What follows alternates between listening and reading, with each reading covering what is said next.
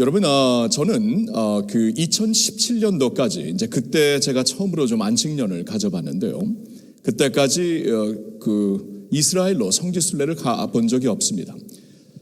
이제 이스라엘로 갈 수 있는 그 기회를 놓쳤던 것이죠. 목회하면서 그런 기회를 못 가졌었는데 2017년도 그래도 오랜만에 이제 처음으로 안식년을 가졌기 때문에 그래도 이제 이스라엘은 좀 가야 되겠다 하고 그 성지순례를 가는데요.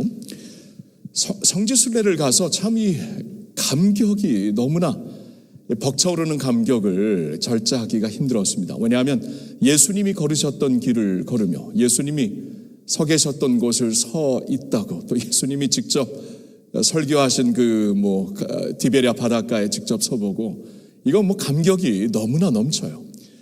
예수님의 발걸음을 따라서 이제 걷는다는 것 자체가 말할 수 없는 감격이었죠. 참 이스라엘의 여러 군데에서 이제 성경이 말씀하는 여러 군데를 다니면서 정말 많은 감격을 받았지만, 감격이 있었지만 가장 그래도 이렇게 마음에 남는 곳이 어디였는가 저에게 물으신다면 저에게는 좀 뜻밖의 대답이 있습니다. 이제 여러 군데를 다녔는데 굉장히 제 마음속에 인상을 깊이 주었던 곳은 그 유대 광야였어요. 유대 광야. 저만 그런 줄 알았더니 제 아내한테도 당신은 다녀와서 어디가 제일 마음속에 남느냐 했더니 유대 광야라 그러더라고요. 그러니까 좀 영성이 통하는 것 같아요. 이제 30년 이상 같이 살다 보니까 같은 영성으로 하나님께서 마음속을 터치해 주신 것 같습니다. 그 유대 광야, 왜 이렇게 특별한 그 인상으로 우리에게 이렇게 임했을까 생각을 해보니까 성경이 사실 광야에 대한, 또 광야에서 쓰여진 말씀이 참 많더라고요. 생각해보니 여러분, 모세오경 그 창세기를 빼놓고는 출애굽기, 레위기, 민수기, 신명기가 다 이스라엘 백성들의 광야 체험기 이야기입니다. 시편을 보면은 시편에서 꽤 많은 시편이 그래도 광야를 거닐면서 광야 가운데 쓰여진 시편이 꽤 있습니다.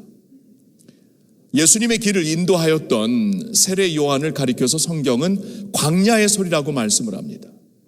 그리고 예수님도 지상에서 사역을 시작하시기 전에 광야에서 40일 동안 금식하시면서 또 마귀에게 시험도 당하시고 광야에서 자신의 삶을, 자신의 영성을 예수님의 영성을 준비하셨다 이렇게 하는 표현도 좀 그렇지만 예수님도 사람으로, 온전한 사람으로, 온전한 하나님이시지만 온전한 사람으로 오셨기 때문에 지상 사역을 시작하시기 전에 기도하시며 금식하시며 자신을 준비하셨다라는 것은 우리가 충분히 이해할 수 있는 것이죠. 예수님이 광야에서 자신을 준비하셨다라는 것입니다. 그래서 그렇게 광야에서 비춰지는 영성이 강한 것이구나. 다시 한번 저의 이제 경험과 함께 생각을 그 성경을 쭉 보면서 이 광야의 매력을 좀 생각해 보았습니다. 근데 여러분, 광야는 무서운 곳이에요. 삭막한 곳입니다. 두려운 곳입니다. 그리고 광야가 왜 두렵냐 하면은, 왜 진짜 두렵냐 하면 길이 안 보여요. 길이 없습니다. 여러분, 광야에는 지도가 없어요. 지도가 불가능합니다. 특별히 이제 이 바람이 부는 광야에서는 이 지도를 한번 그려놓고 나서 이 랜드스케이프가 자꾸 바뀝니다. 이 모래가 확 날리면서 하루는 여기에 언덕이 있었는데 다음 주에는 이쪽에 언덕이 가 있고, 여러분, 그런 곳에 어떻게 지도를 만들 수 있겠어요? 길이 없습니다. 길을 만들어 놓아도 길은 없어지게 되어 있는 곳이 광야입니다. 그래서 광야가 삭막하고 어려운 이유는 길이 안 보이기 때문이에요. 아무리 힘들어도 길만 보이면은 우리 인내할 수 있고 견뎌낼 수 있습니다. 길이 안 보이니까 절망스러운 거예요. 근데 여러분, 하나님께서 당신의 백성들을 왜 그러면 광야로 인도하셨는가? 오늘도 이제 출애굽기에서 말씀을 보는데, 하나님은 왜 당신의 백성을 광야로 인도하셨는가? 왜 수많은 주의 백성들은 광야로 도피해서 아니면 광야에 가서 자신을 돌아보고 성찰을 하는 가운데 시편을 쓰게 된 것인가? 왜 예수님도 광야에 가시어서 자신을 영적으로 준비하신 것이 어떤가? 왜 사도 바울도 다메섹 도로에서 예수님을 만난 다음에 다른 사람들을 만나기 전에 광야로 가서 사우디 아라비아로 갔다 그래요. 성경에 보니까 갈라디아서 광야로 가서 자신을 준비한 것인가. 여러분, 광야는 삭막한 곳, 길이 없는 곳, 아무것도 없는 곳, 무서운 곳, 하루하루가 정말 큰 모험이 될 수밖에 없는 곳이죠. 그래서 하나님만 붙잡을 수밖에 없는 곳이 광야입니다. 하나님만 붙잡아야 돼. 하나님만 붙잡지 아니하면 살아남을 길이 없는 것이에요. 그렇죠? 그래서 하나님은 당신의 백성들을 광야로 인도하셔서 오직 나를 붙잡으라고, 오직 나를 바라보라고 당신의 백성들을 인도하시는 것 같아요. 여러분, 오늘도 우리는 광야의 길을 걷고 있습니다. 우리도 살다 보면 광야 체험기가 우리 앞에 나타날 수가 있습니다. 그동안 믿었던 것이 한꺼번에 사라져버릴 때가 있고요. 나의 자원이 바닥나 버릴 때가 있고 미래가 완전히 불확실해지는 상황으로 가 있을 때가 있습니다. 광야예요. 인생의 광야예요. 이번에 그 팬데믹을 지나면서 팬데믹 가운데 올 수가 없었지만 이번에 와서 보니까 참 인플레이션이 굉장히 피부로 와닿네요. 한국도 지금 경제적으로 힘들어요. 그런데 미국에 직접 와서 지금 며칠 동안 이제 가족들을 만나고 친구들을 만나면서 이 인플레이션이 굉장히 체감적으로 느껴지는 좀 경제적인 압박이 있구나. 참 그런데 지금 우리가 살고 있습니다. 막막합니다. 이러한 상황 가운데 갑자기 파산이 난다던가 비즈니스가 뱅크럽트를 한다던가 갑자기 잡이 잘린다 그러면 얼마나 막막해. 길이 안 보이잖아요. 광야와 같은 시기를 지금 지날 수가 있습니다. 청년들 요새 어떠세요? 한국에서는 청년들이 참 요사이 청년들 가운데 그들의 막막함을 보여주는 현상이 하나 있는데요. 청년들이 돈을 모으지 않고 저축을 안 합니다. 참 여러분, 우리가 청년 때는 다 모으고 악착같이 모으고 저축해서 살았죠. 근데 이게 왜 그런가? 이제 사회학자들이 얘기를 하는데 이제 쭉 한번 돌아보면서 왜 오늘날 청년들이 이렇게 모으지를 않는가? 저축을 왜 안 하는가? 그들의 결론은 밝은 미래가 안 보여서입니다. 밝은 미래가 보이면 저축하죠. 오늘보다 더 나은 내일이 보장되어 있으니까 내가 열심히 오늘 살고 열심히 저축하면은 내일 더 밝은 희망의 날이 우리에게 열릴 것이다. 여러분, 이러한 그 희망이 있으면 저축을 합니다. 근데 그게 안 보이는 거예요. 유사의 청년들은 그냥 돈만 생기면은 써버립니다. 내일이 보장이 안 되니까 오늘이라도 좀 즐기자. 그래서 많이 여행도 다니고요. 정말 그 전과는 다른 오늘날의 청년들의 모습을 봅니다. 근데 그 이유는 막막하기 때문에, 길이 안 보이기 때문에. 더 나은 우리 부모 세대가 가졌던 더 나은 미래를 위하여 우리가 무엇을 준비하기가 힘들기 때문에 그렇게 산다는 것이죠. 한국만 그럴까요? 이민자들, 청년들 어떻습니까? 그런 막막함이 있어요. 길이 안 보입니다. 시니어 세대들 어떻습니까? 요사이 100세 세대라 그러죠. 시대라고, 100세 시대. 여러분, 한편으로는 그건 참 좋은 말인데 100세 동안 우리가 100세를 바라보면서 살 수 있다는 것은 좋은 것인데 분명히 또 한편으로는 굉장히 부담스러워요. 그렇죠? 이 시니어들이 점점 빈곤한 세대가 되고 있어요. 한국도 그렇고 미국도 그럴 것입니다.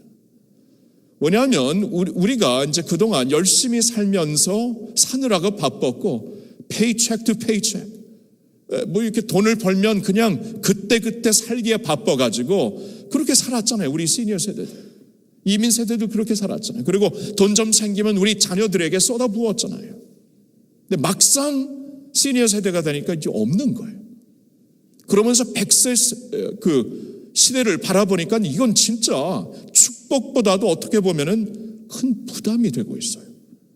한국에 지금 시니어들이 많아지고 있는데 시니어들 중에 이 빈곤한 시니어들이 점점 많아지고 있습니다. 사회적으로 큰 이슈가 되고 있어요. 이미 되고 있고 앞으로는 더 되고 있을 것입니다. 막막해요. 길이 안 보입니다. 갑자기 몸에 불편이 생기신 분들, 퀸즈 한인교회에서도 오늘 이렇게 이 자리에 오고 싶은 분들 중에서도 갑자기 그 병이 생겨서 몸이 연약해져서 오실 수가 없어서 지금 인터넷으로 온라인으로 예배 드리시는 분들이 없지 않을 겁니다. 이 분명히 있으십니다. 갑자기 그냥 믿었던 애 건강이 무너지면 얼마나 막막합니까? 얼마나 힘듭니까? 한 번 건강을 잃으면 그냥 다 잃게 되는 것인데 참 영원히 갖고 있을 건강이라고 생각했는데 나이가 들어서 아니면 젊은 사람들 중에서도 이 건강을 한번 잃게 되면은 이것은 치명타이죠. 앞이 캄캄합니다. 요사이 코로나 시대를 지나면서 코로나 블루가 많다 그러죠. 어떻게 보면 이 바이러스보다도 더 심각한 문제가 이 코로나로 인한 이 코로나 블루스. 점점 더 이 공황장애가 심해지고 불면증이 심해지고 디프레션이 많아지고 정말 이렇게 마음이 불안한 이 불안감이 온 세계를 덮고 있습니다. 참 어려운 시기예요. 오늘날에도 이런 광야가 우리에게 충분히 있습니다. 자, 그런데 여러분 소망을 가지십시오. 여러분 소망을 가지십시오. 하나님이 우리의 길이 되시는 줄 믿습니다. 광야에는 길이 없는데 놀랍게도 하나님이 우리의 길이 되세요. 광야에는 지도가 없습니다. 근데 지도가 없으니까 하나님이 친히 우리를 인도하시는 살아계신 지도가 되시는 거예요. 길이 되시는 거예요. 예수님이 이 세상에 오셔서 자신을 뭐라고 말씀하십니까? 나는 길이요 진리요 생명이니. 가장 먼저 자신을 가리켜서 나는 길이다. 세상에서 길을 잃은 사람들, 길을 모르고 있는 양떼들, 선한 목자로 오셔서 길이 되어주시는 예수님이다라고 말씀을 해주시는 거예요. 그래서 길이 되시는 하나님, 우리 주님이 우리의 주님이시기 때문에 언제나 길을 내신다. 광야에서 여러분 이 광야의 스토리가 그냥 광야에서 떠돌면서 끝나는 게 아니잖아요. 이 광야 체험기가 다 하나님의 목적지까지, 하나님의 그 준비하신 땅까지, 젖과 꿀이 흐르는 약속의 땅까지 인도하는 것이 하나님의 결론이 아닙니까? 결론. 지금은 결론이 아직 없어요. 지금 책이 쓰여지고 있는데 마지막 챕터들이 아직 쓰여지지 않았습니다. 마지막 챕터는 항상 하나님께서 준비하신 결론이 있어요. 하나님의 약속의 땅이 있는 것입니다. 그리고 예수님이 친히 이 세상에 오셔서 오늘도 살아계신 예수님이 우리의 이러한 아픔 가운데, 막막함 가운데, 앞이 안 보이는 어떠한 그 절망 가운데 언제나 길을 내어주시는, 언제나 길이 되어주시는 주님이 되시기 때문에 우리에게는 소망이 있는 것입니다. 할렐루야. 자, 그러면 이제 오늘 저는 여러분들과 함께 하나님에 대해서, 이렇게 길이 되시는 하나님에 대해서 이 두 가지를 먼저 꼭 알아야 될 것이 있어요. 이 두 가지를 먼저 알고 그 다음에는 이 주님이 허락하신 길 가운데서 내가 아까 찬양을 불렀잖아요. 안 보이지만 그 길 가운데서 살기 위해 우리가 어떻게 살아야 되는가를 또 두 가지로 우리가 생각해 보도록 하겠습니다. 먼저 하나님에 대하여, 우리 길이 되시는 하나님에 대하여 두 가지를 알았으면 좋겠는데, 첫째로는 하나님은 우리의 목적지를 아시는 분입니다. 하나님은 우리의 목적지를 아시는 분이에요. 자, 이게 중요하죠.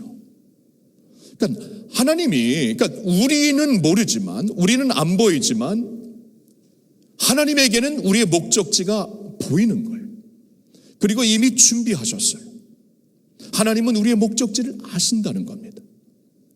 놀랍게도 하나님이 당신의 백성을 이제 400년이 넘게 종살이하였던 애굽 땅에서 인도를 하시는데, 인도에 내신 곳이 광야예요. 하필이면 광야예요. 그러니까 처음에는 이 해방당한 백성들의 기쁨이 말로 다 할 수 없는 기쁨이었지만, 그들이 막상 이제 하나님께서 우리를 해방시켜 주셔서 와 신났다면서 나왔는데, 나와 보니까 이게 광야라는 거예요. 광야라는 것. 뭐 혼란에 빠지기 시작합니다. 이게 뭡니까? 광야에 얼마나 많은 어려움이 있어요. 뭐 하루하루가 고비 산 넘어 산이 되는 것입니다.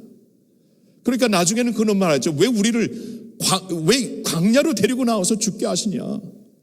모세에게 당신의 하나님은 왜 우리를 이곳으로 인도하시어 여기서 죽게 하느냐 하면서 얼마나 많이 하나님을 시험하게 됩니까? 하나님께서 당신의 백성들을 인도하여 내신 곳이 광야라는 것이 굉장히 아이러니입니다. 어떻게 이럴 수가 있는가? 푸른 초장일 줄 알았는데 광야라는 거예요. 자, 그런데 중요한 것은 광야가 그들의 목적지가 아니라는 것입니다. 광야는 과정이에요, 과정.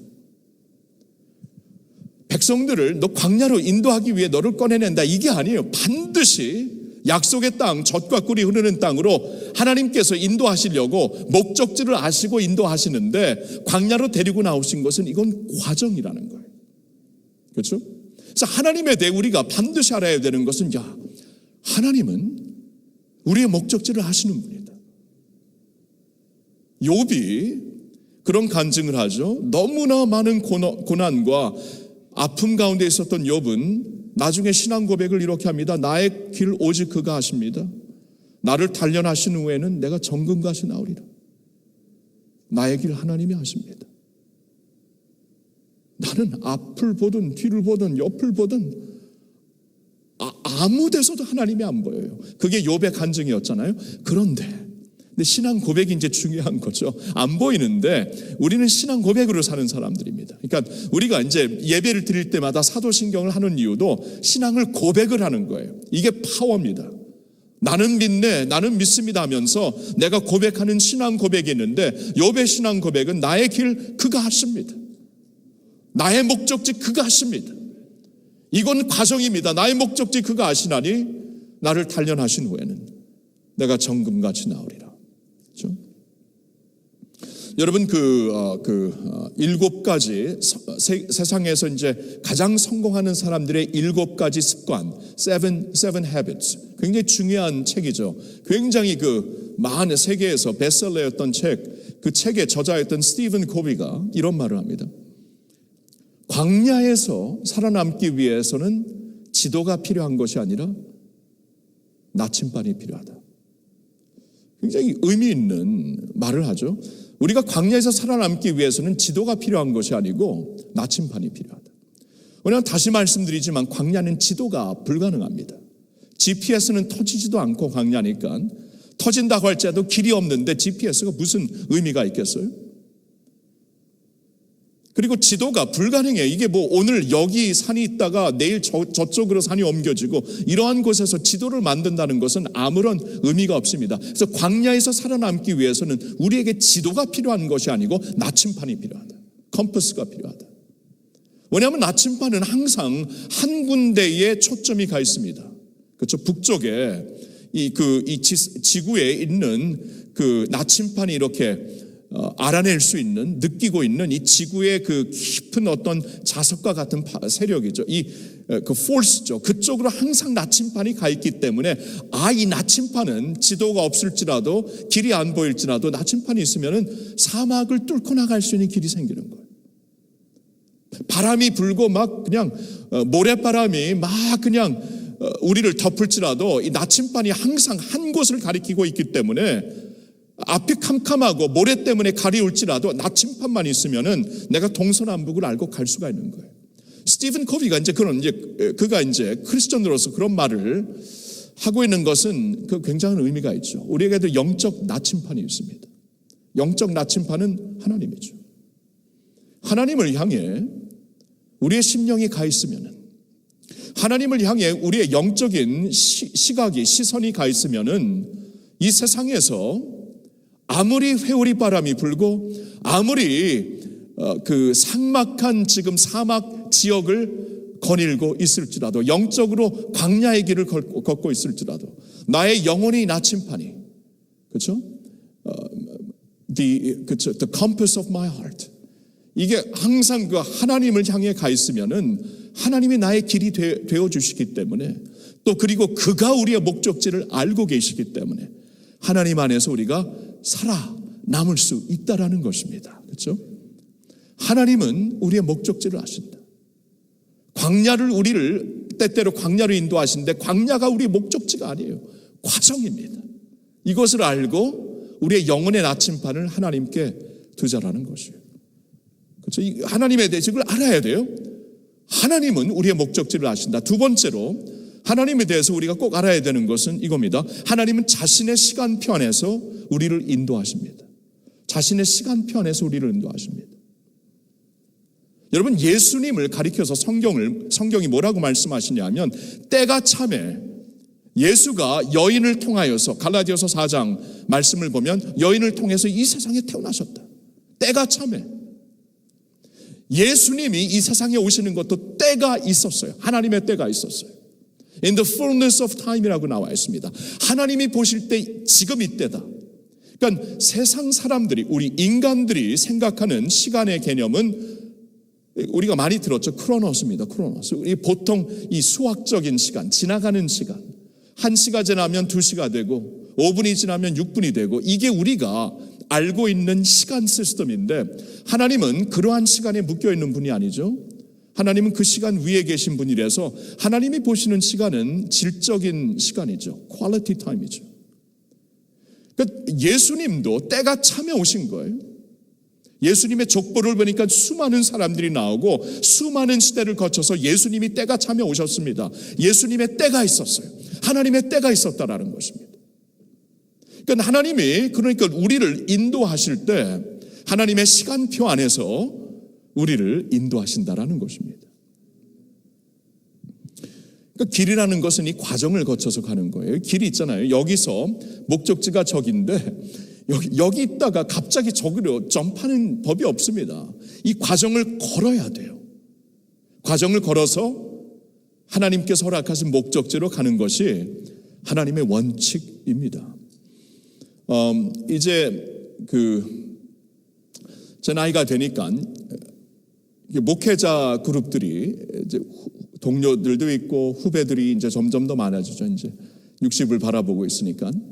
그러면 와서 이제 목회자 세미나를 할 때, 이렇게 좀 비결을 알려달라, 대답을 알려달라, 그런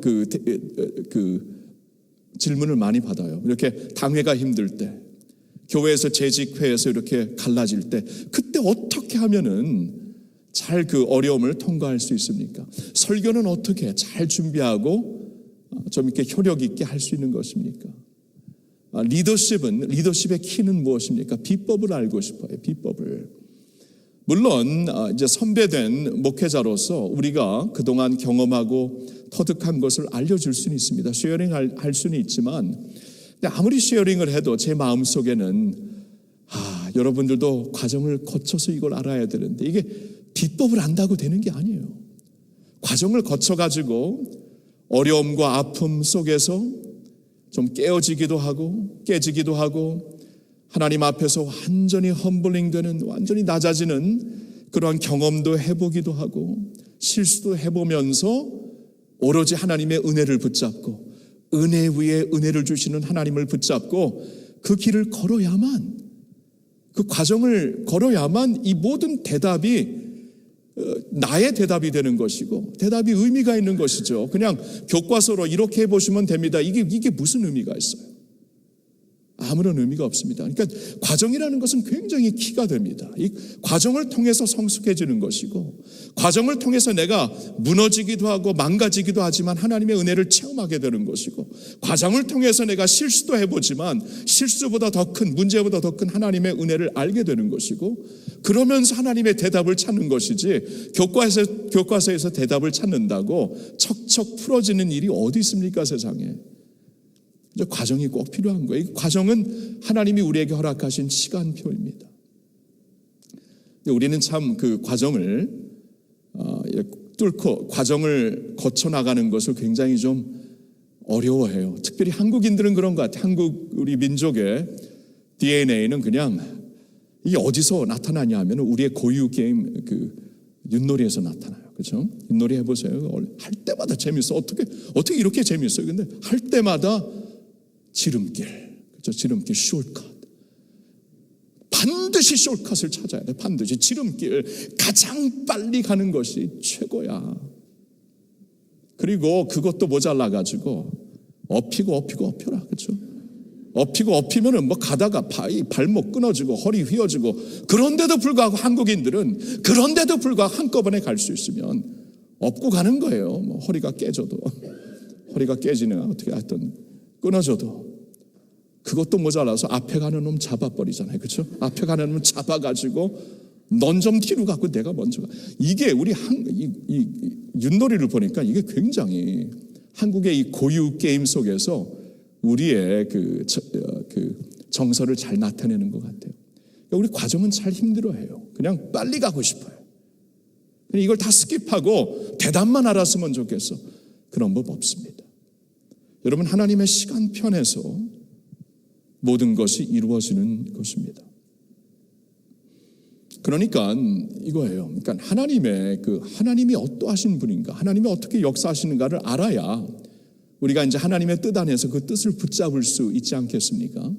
그러니까 반드시 길을 내시는 하나님이신데, 그러면 그 하나님은 우리의 목적지를 아시는 분, 나는 모르지만 하나님은 아신다. 이걸 반드시 믿어야 되고, 하나님은 당신의 시간편에서 우리를 인도하신다. 왜냐하면 그 시간표 속에서 우리를 빚어가시기 때문에, 우리를 성숙하게 예수의 형상을 우리 안에 만들어 가시기 때문에 하나님의 이 모든 과정을 내가 기다리면서 신뢰하면서 하나님 앞에 나아갈 수가 있어야 하는 겁니다.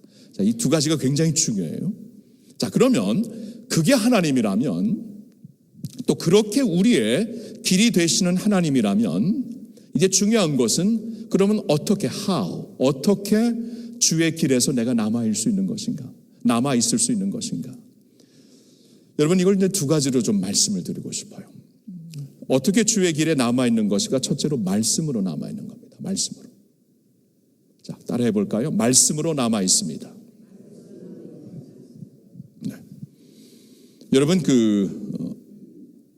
하나님의 말씀을 보면은요, 신명기가 이제 그 광야 체험기를 시작했을 때는 출애굽기, 오늘 우리가 출애굽기를 읽었는데, 근데 이 광야의 그 체험기를 쭉 그 출애굽기를 통하여서 이제 계속 진행되는 과정 가운데 레위기, 민수기에 하나님의 가르침이 있었고, 또 여러 가지 역사적인 광야의 체험이 있었고, 근데 신명기가 굉장히 좀 우리에게 의미가 있죠. 신명기는 이제 40년을 거의 다 끝내가지고 이제 광야 체험기가 끝나는 무렵에 모세를 통해서 하나님이 또 한 번 율법에 대해 말씀을 하십니다. 그러니까 예를 들어서 출애굽기 20장에 이미 10계명에 대해 말씀을 주셨지만 그 말씀을 신명기 5장에 40년 후에 또 말씀을 하세요. 이제 그러니까 쭉 광야의 체험기를 통해서 첫 세대는 다 이제 지나갔고, 다 이제 세상을 떠났고, 다음 세대가 이제 여호수아와 함께 약속의 땅에 들어가게 되는데, 그때 한 번 더 율법에 대해 하나님께서 강론을 하시고 말씀을 하시죠. 그러면서 40년을 돌아보게 하십니다. 40년의 체험기를 돌아보게 하시는데, 그 중에 신명기에 이런 말씀이 있어요. 신명기 8장 3절을 한번 보여주실래요? 지난 40년 동안 하나님께서 이스라엘 백성들에게 베푸신 일 중에 가장 하이라이트 중에 하나를 뽑으려면 매일매일 만나를 주신 것이었죠. 자, 8장 3절 한번 같이 읽어보겠습니다. 너를 낮추시며 너를 줄이게 하시며 또 너도 알지 못하며 내 조상들도 알지 못하던 만나를 내게 먹이신 것은 사람이 떡으로만 사는 것이 아니요 여호와의 입에서 나오는 모든 말씀으로 사는 줄을 내게 알게 하려 하심이니라. 아멘. 자, 하나님께서 40년 동안 꾸준히 매일마다 이제 그 만나를 내려주셨죠. 그 안식일 전날은 더블을 주셔갖고 안식일 날은 만나를 거두지 않게 하셨지만, 하여튼 매일매일 먹을 수 있는 만나를 40년 동안 계속 주셨습니다. 근데 만나를 왜 주셨는가? 분명히 여기 보니까 너를 낮추시고 줄이게 하시며 또 너도 알지 못하며 너 조상들도 알지 못하던 만나를 내게 먹이셨다. 너를 낮추게 하시려고. 그러니까 매일매일 하나님을 바라보게 하시려고. 매일매일 광야에서 내가 살아남기 위해서는 먹어야 되는데 하늘을 보게 하는 거예요. 땅에서 뭐 곡물이 나오는 것도 아니고 뭐 일을 해가지고 돈이 생기는 것도 아니고 광야에서 아무것도 없기 때문에 매일매일 하늘을 바라보면서 하나님 낮추시어서 하나님을 바라보게 하시면서 하나님이 주시는 만나를 가지고 살게 하시는 것, 너희를 낮추신 것이다. 그러면서 궁극적으로 가르쳐 주시려는 것이 사람이 떡으로만 사는 것이 아니라 하나님의 입에서 나오는 말씀으로 사는 것이, 살게 하시려고 만나를 허락하신 것이다. 그러니까 매일매일 하늘의 만나를 받아서 오늘 필요한 양식을 먹어서 사는 것처럼 매일매일 하나님의 말씀을 받아가지고 오늘 나의 길을 찾아 오늘 하나님이 주시는 은혜를 먹고 사는 것을 배우게 하시려고 우리에게 만나를 허락하셨다라는 것입니다. 그러니까 이 말씀을 지금 40년 동안 쭉 기간을 거는 다음에 왜 지금 이때 말씀을 주시냐 하면 이제 곧 만나가 그치게 될 것입니다. 출애굽 여호수아를 보면은 이제 그들이 요단강을 건너가지고 길갈에서 이제 하나님 앞에서 이제 할례를 베풀고 길갈에서 이제 첫 그 가나안 땅에서 첫 곡물을 먹게 되었을 때 만나가 그칩니다. 만나가 이제 곧 그치게 될 거예요. 40년 동안 매일매일 기적을 보고 살았는데 매일매일 기적을 보니까 기적으로 안 느껴졌잖아요. 이 기적인 줄 모르는데 이게 사실 굉장한 기적이다. 근데 이제 이것이 곧 끝나게 된다. 근데 끝나게 되지만 만나를 통해 하나님께서 주신 교훈만큼은 계속 남아야 된다. 40년 동안 한 번도 빠지지 않고 하늘에서 우리에게 먹을 양식을 주신 것처럼 이제 앞으로도 만나는 그치겠지만 만나를 통해서 하나님이 주신 진짜 교훈, 하나님께서 하루하루 매일매일 빠지지 않고 말씀을 주실 것이다. 그 말씀으로 하루하루 살게 하실 것이다. 족한 은혜 주실 것이다. 광야 같은 세상에서 이 말씀을 먹고 살 수 있는 길을 하나님께서 반드시 주실 것이다. 이 만나를 먹어야, 하늘의 만나를 먹어야 그 길에 있는 것이고 남아있을 수 있는 것이고 그 길에서 떠나지 않고 하나님을 바라볼 수 있는 것이다. 말씀을 주신 거예요. 그러니까 하나님은 우리의 길이 되시고 그 길을 하나님이 하시고 목적지를 하나님이 하시고 그 하나님의 시간표 안에서 우리를 과정 가운데 인도하시는데 이제 중요한 것은 우리가 그 과정에서 떠나면 안 되잖아요. 하나님이 허락하신 길에서 우리가 떠나면 안 되잖아요. 어떻게 떠나지 않는 것인가?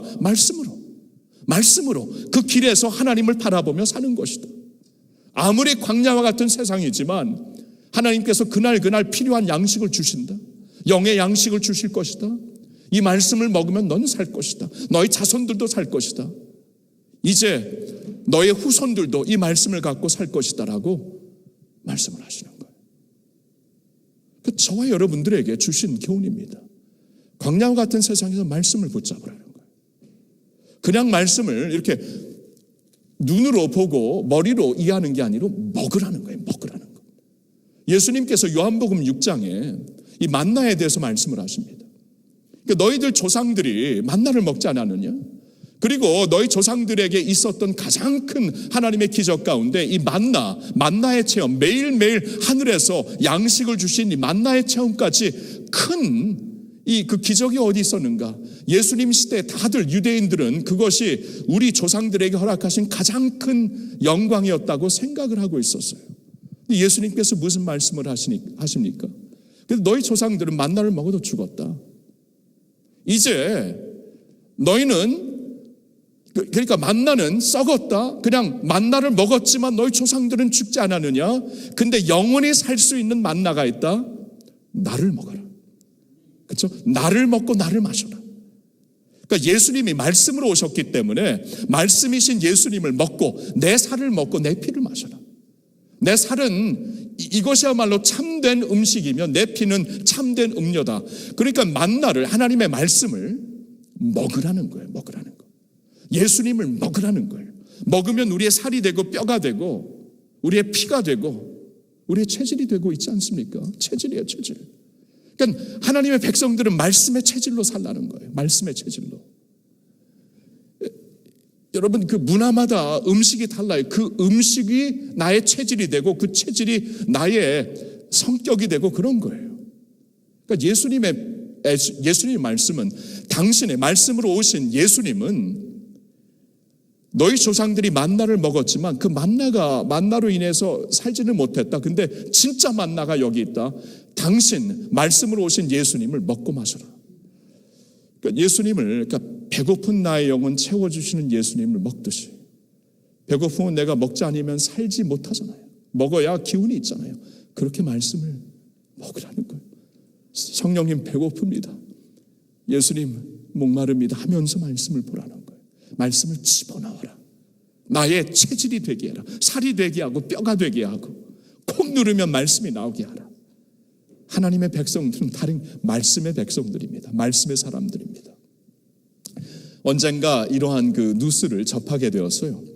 그 알래스카인가 캐나다인가 오래전인데 알래스카 같은데 이렇게 겨울이 좀 일찍 왔습니다. 가을인데 갑자기 이제 겨울바람이 몰아오면서 이 바다가 얼기 시작한 거예요. 그래서 이 그 여름에 이제 그 베이로 들어온 그 희귀 그 고래들이 있었는데 희귀한 고래들이 있었는데 이게 빨리 얼기 전에 얼으니까 이제 시간이 되면 이제 다시 바다 깊은 곳으로 나가야 되는데 그 시간을 놓친 거예요.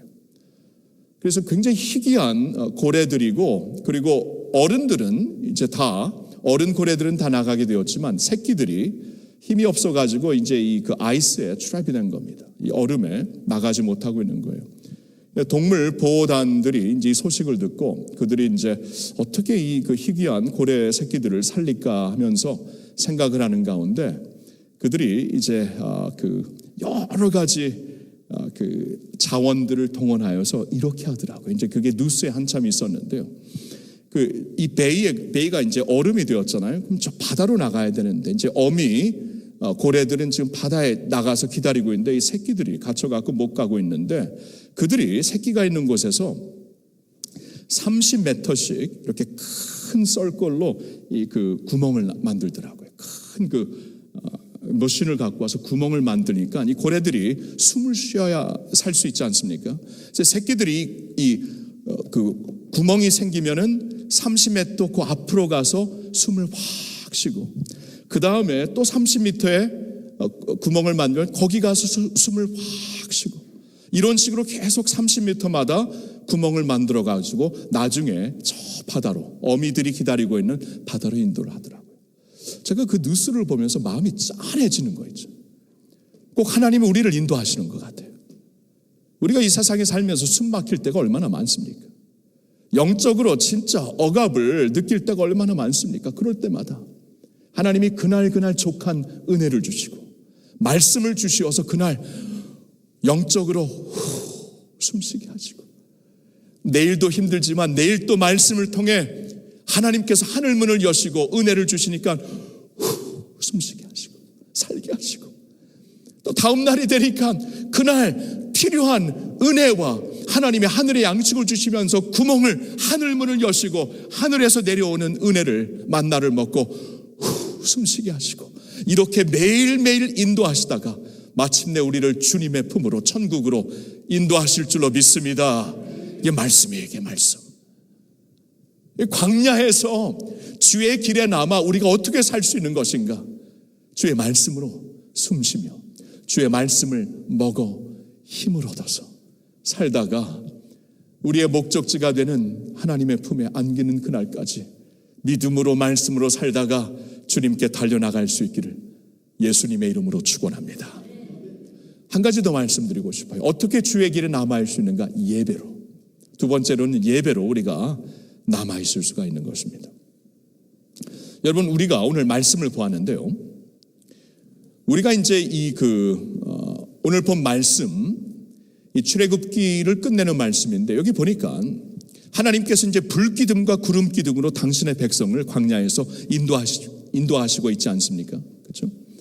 하나님의 성막이 있는데 모든 백성들이 텐트를 치고 있고 한가운데 하나님의 언약궤가 하나님의 임재가 임한 성막 거룩한 텐트가 있는데 그 텐트 위에 하나님의 구름이 임합니다. 그래서 구름이 낮에는 이제 구름 그리고 밤에는 그 구름 안에 불이 있어갖고 불기둥이 되어서 이 성막 위에 임하면은 모든 백성들이 그 자리에 남습니다. 때때로는 그 자리에 남는 기간이 하루가 될 수가 있고 뭐 일주일이 될 수가 있고 한 달이 될 수가 있고 어쩔 때는 몇 해가 될 수 있지만 남게 합니다. 성막 위에 구름이 남으면은 그 자리에 같이 텐트를 치고 남는 것이고 구름이 떠서 움직이기 시작하면 그들이 큰 텐트를 거두고 같이 하나님의 임재가 있는 구름을 따라 이제 그 움직이는 그러한 패턴을 보였죠. 근데 여러분 생각을 해보면은 그 구름이 여호와의 임재를 상징하는 임재가 있는 그 구름이 성막 위에 임했다는 것이 굉장히 중요하지 않습니까? 여러분 성막은 하나님의 임재가 있는 곳이에요. 하나님의 임재가 있는 곳에서 하나님의 백성들은 예배를 하는 사람들입니다. 그러니까 여기서 보여주시는 하나님의 가르침은 이 광야길에서 우리의 길이 되시고 우리의 목적지를 아시고 우리의 시간표를, 우리의 퍼펙트 타이밍을 아시면서 우리를 말씀을 주시어서 숨쉬게 하시며 인도하시는 하나님이 과연 우리가 그 길 안에서 곁길로 빠지지 않고 그 길 안에서 우리가 남아있을 수 있도록 어떻게 우리를 인도하시는가? 예배를 통해서. 성막 위에 임하는 그 구름을 바라보며 예배를 통하여서 그 길 안에 서 있을 수 있도록, 그 길에서 곁길로 빠지지 않도록 우리를 인도하셨다라는 것이에요. 예배입니다. 하나님의 백성들이 광야 같은 세상에서 어떻게 하나님의 길에 남아있을 수 있는가? 예배를 통해서입니다. 우리가 어떻게 어려움과 아픔 가운데서 초점을 잃지 않고 그리스도와 함께 걸을 수 있는가? 예배를 통해서입니다. 예배예요. 여러분, 예수님이 이 세상에 오셔서 처음으로 자신의 신분을, 자신의 메시아 신분을 누구에게 말씀하시죠? 수가성의 한 여인에게 말씀해 주십니다. 한 여인에게 내가 바로 그 사람이다라고 말씀을 하시는데, 그 수가성 여인이 그때 예수님이 그런 분이라면, 예수님이 우리가 진짜 기다렸던 분이라면 예배에 대해 질문을 합니다. 우리가 어디서 예배를 드려야 됩니까? 예수님 말씀하세요. 예배는 이렇게 하는 것이다. 하나님은 영이시니 어느 곳에서든지 영과 진리로 예배를 드려라. 그러니까 예배를 통해 하나님께 나가는 것이다. 예배의 형식이 중요한 게 아니라 예배의 진정한 모습으로, 진정과 그 영의 예배로 하나님 앞에 나와 예배를 드릴 때 우리가 이 세상에 있는 수많은 그 퀘스천과 수많은 질문과 어려움과 아픔 가운데서도, 절망과 회의 가운데서도 예배로, 하나님께 영과 진리로 예배드리면서 살 수 있는 것이다라고 말씀을 해주십니다. 예배예요. 여러분, 오늘 성경을 갖고 오셨으면 시편 95편을 한번 보실래요? 시편 95편을 보시면 하나님께서 이제 광야에서 있었던 일을, 광야에서 이제 그 이스라엘 백성들이 보였던 일을 배경 삼아서 주시는 말씀이 있습니다. 시편 95편 7절부터 보겠는데요. 7절의 하반절에 이렇게 나와 있죠. 너희가 오늘 그의 음성을 듣거든. 거기서부터 보겠습니다. 시편 95편 7절에 너희가, 7절 마지막 부분 거기서부터 읽을게요. 너희가 오늘 그의 음성을 듣거든 너희는 무리바에서와 같이 또 광야의 마사에서 지냈던 날과 같이 너희 마음을 완악하게 하지 말지어다. 그때 너희 조상들이 내가 행한 일을 보고서도 나를 시험하고 조사하였도다. 내가 40년 동안 그 세대로 말미암아 근심하여 이르기를 그들은 마음이 미혹된 백성이라 내 길을 알지 못한다 하였도다. 그러므로 내가 노하여 맹세하기를 그들은 내 안식에 들어오지 못하리라 하였도다. 자, 여러분, 여기서 하나님은 지금 이 그 광야에 있었던 일을 배경 삼아서 경고를 하시는 겁니다. 너희 조상들이 광야에서 나를 시험했다. 광야에서 살면서 마음이 완고해져 갖고 나를 시험하지 않았는가? 불신의 모습을 보였다. 너희들은 그들처럼 되면 안 된다. 너들도 이 세상에 살면서 너희 조상들처럼 무리바에서, 마사에서 나를 시험했던 것처럼 너희 마음을 완악하게 하지 말아라. 완고하게 하지 말아라. 마음의 미혹을 받지 말아라 하면서 경고를 주시는 말씀이에요. 자, 그런데 이 경고의 말씀이 사실 어떠한 시편에서 주시는 말씀인가? 앞부분을 보면은 예배에 초대하는 하나님의 말씀의 이 콘텍스트에서 주시는 말씀입니다. 이제 시편 95편 앞을 좀 보세요. 1절부터 보겠는데 예배로 초대하는 말씀이에요. 여기 들어보세요. 오라 우리가 여호와께 노래하며 우리의 구원의 반석을 향하여 즐거이 외치자. 우리가 감사함으로 그 앞에 나아가며 시를 지어 즐거이 그를 노래하자. 여호와는 크신 하나님이시여 모든 산들보다 크신 왕이시기 때문이로다. 땅의 깊은 곳이 그의 손안에 있으며 산들의 높은 곳도 그의 곳이로다. 바다도 그의 것이라. 그가 만드셨고 육지도 그의 손이 지으셨도다. 오라 우리가 굽혀 경배하며 우리를 지으신 여호와 앞에 무릎을 꿇자. 그는 우리의 하나님이시요 우리는 그가 기르시는 백성이며 그의 손이 돌보시는 양이기 때문이라. 너희가 오늘 그 음성을 듣거든 마음을 완고하게 하지 말아라. 그러니까 여러분, 이 말씀을 보니까 이건 예배를, 광야 같은 세상에서 살고 있는 백성들을 예배하는 자리로 초대하는 시편이에요. 그렇죠? 이 세상에서 우리를, 이제 백성들을 이 예배 자리로 초대를 하면서 와서 우리가 여호와께 노래하며 구원의 반석을 향하여 즐거이 외치자, 감사함으로 그 앞에 나가자. 그는 크신 하나님이시요 세상을 지으신 하나님, 세상을 주관하시는 하나님, 우리를 지으신 하나님, 우리를 기르시는 목자가 되신다. 하나님께 예배하자. 예배로 부르시고 있으면서 주시는 말씀이, 오늘 너희가 그의 음성을 듣거든 마음을 완고하게 하지 말아라. 그러니까 우리가 이 세상에 살면서 있잖아요, 충분히 우리의 마음이 완고해질 수가 있어요. 이 앞이 막막하고 광야 같은 세상을 살면서 앞이 캄캄하고 정말 힘들 때에 마음의 시험이 들고 완악해질 수가 있습니다. 강팍해질 수가 있습니다. 근데 그렇게 강팍해지는 마음을 가지고 주님의 음성을 들을 수가 없어요. 말씀을 들어야 우리가 살 수가 있는데 주님의 말씀을 들을 수가 없으니까 완고한 마음을 가져서는 안 된다.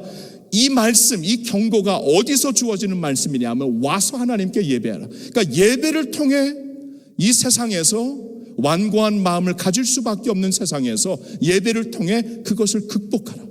하나님의 음성을 들을 수가 없는 이 세상에서, 성경을 읽을 수는 있지만 하나님의 음성을 들을 수가 없는 이 세상에서 하나님의 음성을 진짜 듣고 살려면은 예배로 나와라.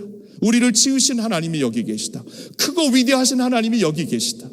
온 우주 만물을 만드시고 우리를 지으시고 기르시는 하나님이 계시다. 하나님을 예배하자. 예배를 통해 이 세상에서 완고한 마음을 이겨내고 강팍한 마음, 시험을 받을 수밖에 없는 세상에서 예배를 통해 항상 마음이 새롭게 되어 하나님의 음성을 듣고 살아라, 그 말씀이에요. 여러분, 예배가 킵니다. 예배가 키예요. 믿음의 조상들을 우리에게 말씀해 주시면서 가장 처음으로 보여주시는 분이 아벨이죠. 더 나은 제사, 더 나은 예배를 드리다가 순교를, 목숨을 잃게 된 아벨, 그처럼 예배하여라. 예배가 모든 것이라는 것입니다. 요한계시록을 보면은, 요한계시록이 쓰여졌을 때 많은 핍박이 있었습니다. 하나님의 백성들이 진짜 많이 고난을 받고 있었는데, 근데 계시록을 통해서 보여주시는 천국의 모습이 있는데, 천국의 모습이 뭡니까? 예배를 드리고 있어요. 하나님께 끊임없는 예배를 드리면서, 그러니까 주시는 말씀이 너희도 하나님께 예배를 드리면서 세상의 모든 시험, 모든 퀘스천, 모든 아픔을 예배로 이겨내라. 예배를 통해 우리를 만나 주실 것이다. 성막에서 우리를 축복하실 것이다. 성막에서 우리에게 말씀을 주실 것이다. 세상에서 주의 길을 걸을 수 있는 길을 하나님께서 예배를 통해 주실 줄로 믿습니다. 이사야 선지자가 이사야 6장을 보니까 우시야 왕이 죽었을 때, 그때는 위기였습니다. 정치적으로 위기였는데 우시야 왕이 죽었을 때 이사야 선지자가 하나님의 성전에 들어가서 예배를 드렸습니다. 예배를 드리는 가운데 환상을 보게 되는데 천국이 보이는데요, 보좌에 앉으신 하나님이 계시고 보좌를 둘러싼 하나님의 그 천사들, 스랍들이 두 날개로는 나르며 두 날개로는 발을 가리고 두 날개로는 얼굴을 가리면서 계속 찬송을 부르는데, 무슨 찬송? 거룩하다, 거룩하다, 거룩하다, 만군의 여호와여, 주의 영광이 온 땅에 가득합니다. 그러니까 예배를 드리는 가운데 이사야가 본 것은 하나님의 영광이었어요. 그러니까 예배를 드리는 가운데 지금은 정치적으로 위기였고 사회적으로 위기였지만 여전히 온 세상을 지배하고 계시는 보좌에 앉으신 하나님이 보이고, 그렇죠? 그리고 만군의 여호와의 영광이 이 위기 가운데, 이 아픔 가운데서도 온 땅을 충만하게 채우고 있는 하나님의 영광을 예배 가운데 보게 되더라고요. 그 예배로 승리하는 겁니다. 여러분, 아무리 힘들고 어려울지라도 온 우주 만물을 당신의 영광으로, 온 세상을 당신의 영광으로 가득 채우고 있는 하나님의 영광이 있는 줄을 여러분 믿으시고 예배를 통해 승리하는 여러분 모두가 될 수 있기를 예수님의 이름으로 축원합니다. 예배로 승리하는 것이 인생의 승리인 줄로 믿습니다. 할렐루야, 할렐루야.